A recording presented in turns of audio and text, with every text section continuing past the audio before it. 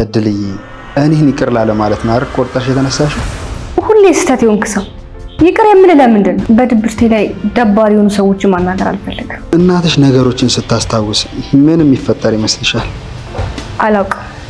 ያለፈውን ታሪኬን ሳስታውስ አጠገቤ የሌለው ባሌ ናፍቀኝ ይሆናል። የቀድሞ ታሪኬ ላይ የሌለችው ልጄ ፍቅሬ ቀንሶባት ልቤ እንዳይደነድን በጣም ፈራሁ። የኔ ልጅ ታስታውሺ እንዳጣያት ፈራሽ? ምኗ ይጠላል ብለሽ ነው? ምንም እኮ የሚጠላ አመልና ጸባይ የላትም። ግን እንዲህ እንዳሁኑ ባልሆነስ፣ በዚህ ሁኔታስ ባልቀረስ።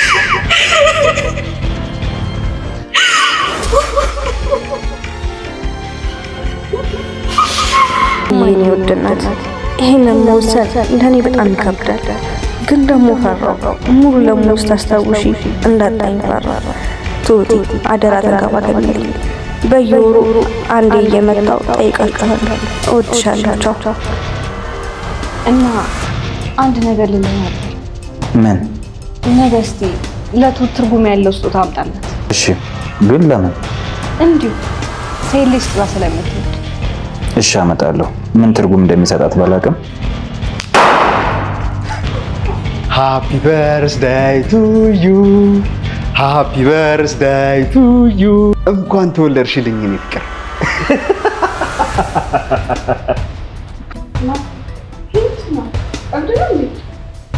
አልገባኝም። የኔ አባት የቱት ልደት እኮ ጥር 10 ነው፣ አልፏል። ምን?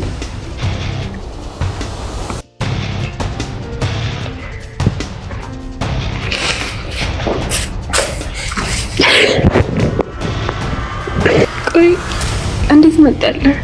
ምንድነው? የልጅ ፎቶ ነው። የልጃችን ማለት የኔና የቱት የመጀመሪያ ልጃችን ፎቶ ነው።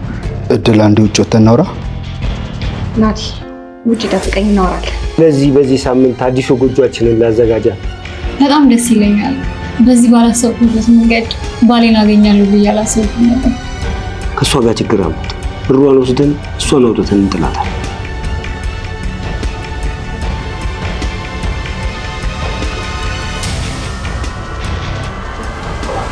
ቲና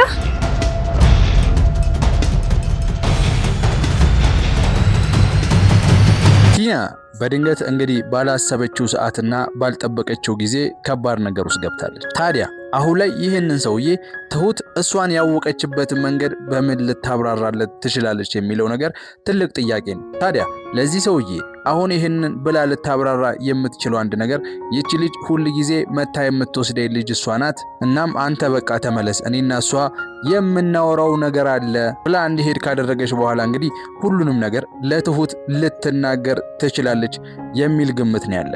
ታዲያ ለትሁት ይሄን ብላ በዛ ሰዓት መናገር ባትችል እንኳን አሁን ያለችው ስራ ላይ እንደሆነች ነግራት፣ ታዲያ ከዛም ሄደው እቤት በሚገናኙበት ሰዓት ላይ ለትሁት እያንዳንዱን ነገር ነግራት ይሄንን ሰውዬ እዛ ጋር ሸውደውት ትሁት ሳታስባንን ማለፍ ትችላለች ብለን እናስባለን። ከዚህ በፊት እንደምናስታውሰው ትሁት ቲናን በተደጋጋሚ ስለምትሰራው ስራ ጠይቃት ነበር። ነገር ግን ቲና ልትነግራት በፍጹም ፈቃደኛ አልነበረችም። ታዲያ አሁን ላይ ቲናን ወደ ቤት ስትመለስ ጠብቃ እንግዲህ እያንዳንዱን ነገር አፋጣ ልትጠይቃት ትችላለች። ቲናን ምን እያደረግሽ ነበረ? ምን ሲፈጠር ነው የተመለከትኩት? ንገሪኝ፣ ምንድነው ብላ እንግዲህ ጥያቄ ልትጠይቃት ትችላለች ማለት ነው። ታዲያ እዚህ ጋር ስንመለከት ሰውየውም አሁን ላይ በፍጹም ቲናን ሊጠራጠራት አይችልም። ምክንያቱም ትሁት እዛ ጋር ስትሄድ የቲናን ስም ጠራች እንጂ ምንም አይነት እሷን አይነ ስውር አለመሆኗን የሚገልጽለትና ማስረጃ ሊሆኑ የሚችል ነገር አልነገረችውም። ታዲያ እሱም ምናልባት ቲናን የሚያቃሷል ለማለት ነው፣ ምናልባትም ደግሞ እህቷ ትሆናለች በሚለው ነገር ሊሸወድ እንደሚችል ግልጽ ነው ማለት ነው። ታዲያ ምንድነው እዛ ጋር ልንመለከት የምንችለው አንድ ነገር ትሁት ሰውየውን ላውራት ነው ብላ እንግዲህ እንዲሄድ ልታደርገው ትችላለች። ታዲያ በዛ ሰዓትም ቲና ምንም ነገር ሳታስባንን ትሁት ከዛ ቦታ ላይ እንድትሄድላት እንደምትጠይቃት ያለምንም ጥርጣሬ ግልጽ የሆነ መልስ መስጠት እንችላለን ማለት ነው። ታዲያ ትሁትም ያንን ነገር ያለ ማቅማማት አድርጋው እንደምትሄድና ሰውየው ሳይጠራጠር ቲና ስራዋን እንደምትሰራ እርግጠኛ ነን። እዛ ላይ ደግሞ አሁን ላይ ከቲና ጋር የምንመለከተው ሰውዬ አንድ ነገር ተሸውዷል። ምክንያቱም ምንድነው እሱ ከሚስቱ ጋር ተመሳጥሮ ቲናን እየሸወደ መስሎታል። ነገር ግን ቲና እሱን እየሸወደችው መሆኑን አላወቀም። እሷ በነገረችው ታሪክ ተሸውዷል። እሱ ምንድነው እኔ ከአባቴ የወረስኩት ሀብት አለኝ ብዙ ንብረት እንዳላት ሁሉንም ነገር ስትነግረው፣ ታዲያ እሱም እዚህ ጋር ምንድነው ያደረገው ቲናን ለማሳመን ብሎ የራሱን ንብረት በሷ ስም ካደረገ በኋላ አምናኝ ንብረቱ የጋራ ይሆናል። ያኔ ደግሞ እሷን ከዚህ ጨዋታ ውጭ አድርጋታለሁ ወይንም ደግሞ ያለምንም ንብረት ከጨዋታ ውጪ ትሆናለች ብሎ እንግዲህ ሲናገር ተመልክተናል ማለት ነው።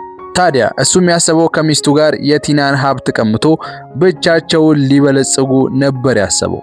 ታዲያ ይህን ሁሉ በሚያደርግበት ሰዓት ላይ ግን በቲና እጅግ በጣም ሴረኝነት ምክንያት ያለውን ትንሹን ንብረት እንኳን ለማጣት ሊገደድ ከጫፍ ደርሷል ማለት ነው።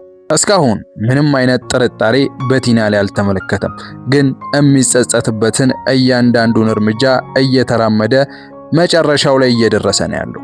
ታዲያ አሁን ላይ ምንድነው ሊሆን የሚችለው? ቲና እዚህ ስራ ውስጥ የገባችበትን ነገር ለምን እንደገባች ምንስ እያደረገች እንዳለች በስተመጨረሻ ሁሉንም ነገር ለትሁት ትናገራለች ብለን እናስባለን። በሌላ በኩል ደግሞ ስለ ናቲ እናነሳለን። ናቲ ሲል እንዳደመጥነው ከሆነ ለሷ አባዬ እስር ቤት ነው ያለው፣ ስለዚህ ለምን እሷን አጭበርብረን ይሄንን ቤት አንወርስባትም ብሎ እያሰበ ነው ያለው። ማለትም ባለፈውኛ እንዳነሳ ነው ቤቱን ራሱ ገዝቷት አየር ላይ ሴትይቷን ሊያስቀራት ማለት ነው። አባዬ ምንም በማያውቀው ምንም በሌለበት እሱ ቤቱን ገዝቶ በስተመጨረሻም ይሄ ቤት የኔ ነው፣ ስለዚህ ከቤቴ ውጡልኝ ብሎ እንግዲህ እነሱን መበቀል ነው የተያዘው። ይሄንንም በአፉ ሲያወራ ተመልክተነዋል። ታዲያ የናቲ ትልቁ ዕቅዱ ምንድነው? አሁን ላይ ትሁትን የራሱ አድርጎ አግብቶ ተመስገንን ማናደድ ብቻ ሳይሆን አባዬን ባዶ እጁን አስቀርቶ ጎዳና እንዲወጣ እንደሚፈልግ ነው ሲያወራ ያደመጥነው። ታዲያ አባዬ በናቲ ላይ ይህን ያህል በደል ማድረሱን በፍጹም ማስታወስ አልችልም። ነገር ግን ናቲ አሁን ላይ ተደረገለትን ውለታ እናቱ በእነሱ ምክንያት ከዛ አውሬ ጆታ በሰላም መኖሯ ሳያንስ አሁን ግን ለአባዬ የሚመኝለትና ሊያደርገው የሚያስበው ነገር እጅግ እየከፋና ለሰው አእምሮም የሚከብድ ነገር ነው። ታዲያ አሁን ላይ ናቲ ላሰበው ነገር ትልቅ ችግር ሊፈጠርበት የሚችለው አንድ ነገር ምንድነው? የአባዬ ሚስት ጭላንጭል ትውስታዎቿ መመለስ ጀምረዋል። ታዲያ ያን ሁሉ ያወራውን ነገር ምናልባትም ከዚህ በኋላ በፍጹም ላትቀበለውና በሐሳቡ ላትስማማ ትችላለች ማለት ነው። ታዲያ እሷ ራሷን አስታወሰች ማለት ከዚህ በፊት የነበረውን ነገር በደንብ ማወቅ ትችላለች። ታዲያ በዚህ በፍጹም ያንን ቤት መሸጥ መለወጥ የሚባለውን ነገር አታነሳው። ምክንያቱም አባዬ በፊት አብረው በነበሩበት ሰዓት ላይ ምን ያህል ይሄንን ነገር እንደሚጠላ አሳምራ ስለምታውቅ አሁን ላይ ይህንን ነገር በፍጹም ከናቲ ጋር ልትስማማበት የማትችለው ነገር ነው ማለት ነው። እሱም ሙሉ ለሙሉ ወደ ድሮ ማንነቷ ከተመለሰችና ማስታወስ ከቻለች ማለት ነው። ነገር ግን እዚህ ጋር አሁን ትልቅ ችግር ሊፈጠር፣ ምክንያቱም እሷ የድሮ ህይወቷን በፍጹም ማስታወስ አትፈልግም። ምክንያቱም ትልቁ ነገር ምንድነው? እድል ነው። እድልን መርሳትም ሆነ በድሮ ህይወቷ ውስጥ በፍጹም ማሰብ አትፈልግም።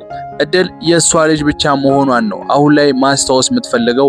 የድሮ ህይወቷን አስታውሳ እድል የሷ ልጅ እንዳልነበረችና በድሮ ህይወቷ ውስጥ እድል እንደሌለች ማሰብ በፍጹም አትፈልግም። ታዲያ ትውስታዬ የሚመለስ ከሆነ እድልን አሁን ልወዳት እንደምችለው ልወዳት አልችልም።